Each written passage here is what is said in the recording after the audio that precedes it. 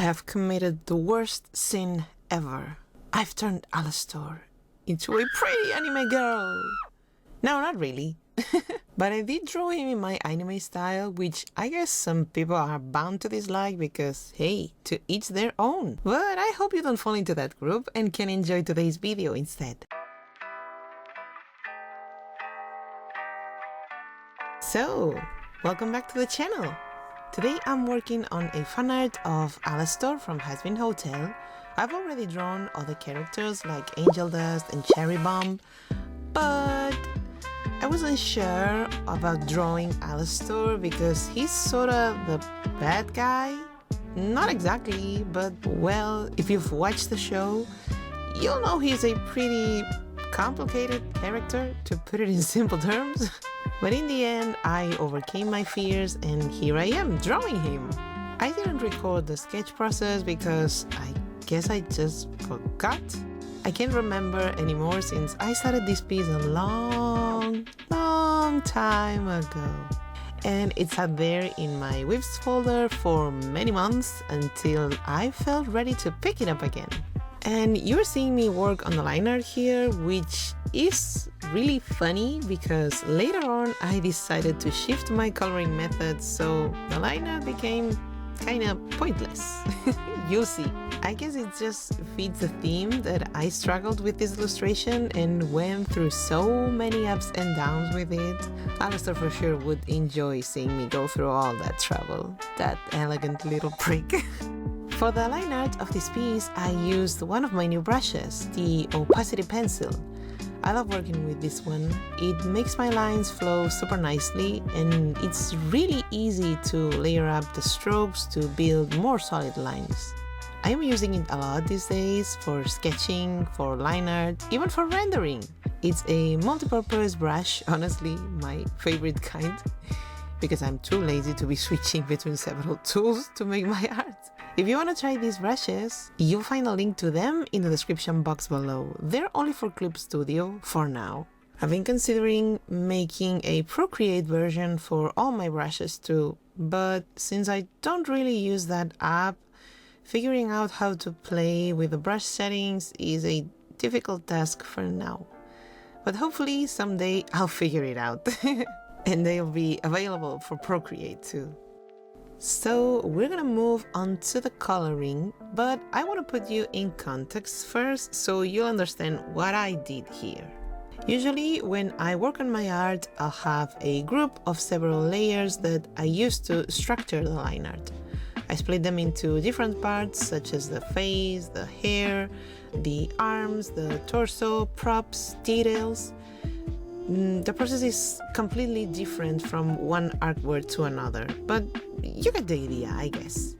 And then I do something similar to work on the colors. I make several groups that I'll use to separate the base colors of the skin, the eyes, the hair, the different parts of the outfit, etc. And usually I'll make new layers on top of those to add all the lights and shadows. That's how I've been working most of my life. But lately I've also been testing the benefits of working on just one or two layers for the whole piece. And once I started putting down Alastor's base colors, I realized that I was losing the vibe I had carefully planned on the sketch. Or maybe I wasn't losing it, but I would have to redo the whole ambience. I'd have to draw all the shadows again, all the effects again. So many things that I started to feel really overwhelmed. Like I wasn't feeling the drawing at all as it was at that moment. And I asked myself, what do I do? Do I discard the drawing? Do I delete the line art and try to clean up the sketch? Which was quite messy at some parts, by the way. I don't know if you've noticed it. Or do I keep going even though this looks like shit? Look, I'm all about trusting the process, but sometimes there's no trust that can fix a mess like this. I'm sure you know that feeling too. So going the usual route, rendering each color separately from scratch again was a big no-no for me. So I looked at the sketch again, and while it was messy, I kinda liked it too much to just let that idea go. So I thought and I thought until my brain was about to pop out of my skull. And then I had an idea. I made a layer beneath the line art and painted all of Alastor's silhouette with a dark gray color. The color isn't really important here. It could have been any other color. I just wanted to have a layer with his silhouette.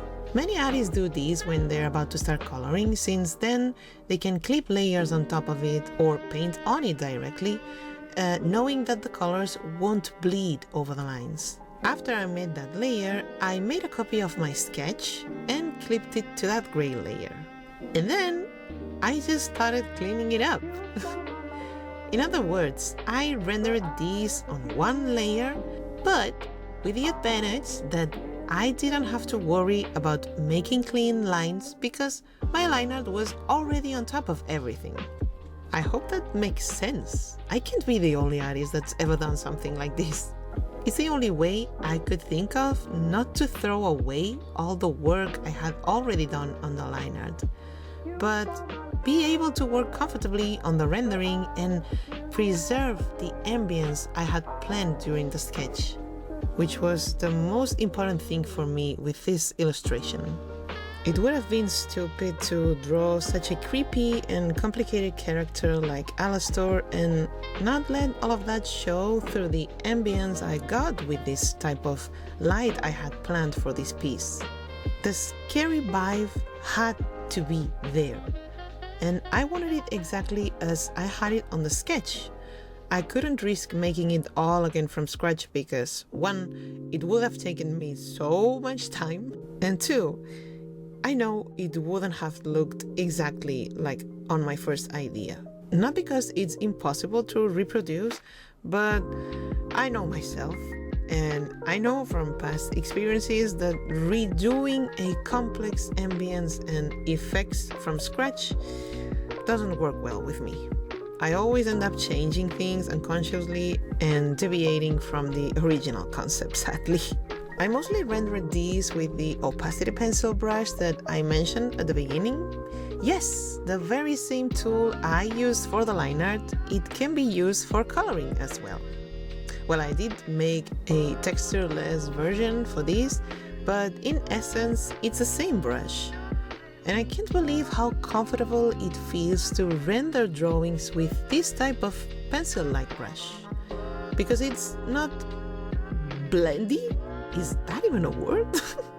It's not like a watercolor brush where you can move the paint around to mix all the different pigments as you do on a real canvas. It works more like a pencil or a marker. You need to keep layering all the strokes with different colors to create any gradients you need. It sounds counterproductive at first, but I find it works really well for me because sometimes watercolor-like brushes can be hard to control. You have to train yourself to apply a certain amount of pressure to get a certain amount of paint and mix colors smoothly. So in that sense, the opacity pencil is easier to use because I've made it so that I can change its opacity just by tilting the pen, which for me feels easier to control than using the pen's pressure to get the exact amount of paint that I need on that stroke. And what if that stroke is still too evident? Well, then I just color pick the color I got from it, which is usually lighter than the original one. And then I try to smooth it out with this new lighter color. This rendering method is based on picking colors you have nearby and tilting the pen to get the exact amount of opacity you need to make it look like a smooth gradient from afar. Well, that's if you're going for a soft-looking rendering, of course. A rendering with more evident paint strokes won't require that much trial and error. That is why I kind of mix both strategies. I like how they both look when combined. So yeah, definitely consider getting this brush set if you struggle to mix colors in your art. I never thought I would be able to paint something in one single layer, but once you get the hang of it, It feels super natural to just color pick around and keep covering your mistakes rather than erasing them. It's amazing what a simple change of tool can do to our artistic minds. I'm really happy with the final result of this illustration. I was honestly super scared I wouldn't do Alastor any justice or that I'd completely ruin the vibe. You can tell my self-esteem is as solid as a rock. Spoiler, no, it's not. But yeah, I had fun in the end with this fan art. I guess some things must be a little painful and troublesome before we can fully enjoy them. Do you like how I drew him? Does he look like Alastor? Creepy yet charming? Let me know what you think. I'm gonna draw more characters from Hazbin Hotel. I've got a Charlie fan art in the making and another Alastor piece that's a little bit more challenging than this one, I'd say. But I want to draw others in the future too. I'm still debating whether I'm brave enough or not to try my luck with Husk. I've got no idea how I could translate his cat features into my style yet. In any case, if you want to be the first to know about any new fan arts I make, you can join my Patreon. There I post sketches and whips of every new art I make. And you'll also be able to see the finished results several weeks or even months before I release them on my social media. Oh yeah, and you can get other cool stuff like access to all my tutorials and art resources, clip layered files, brushes. I've got lots of nice things there, so check it out. Wink wink. Thank you so much for watching. I hope you'll have a nice day, and remember, keep on drawing and practicing, and I'll see you in the next video. Bye bye!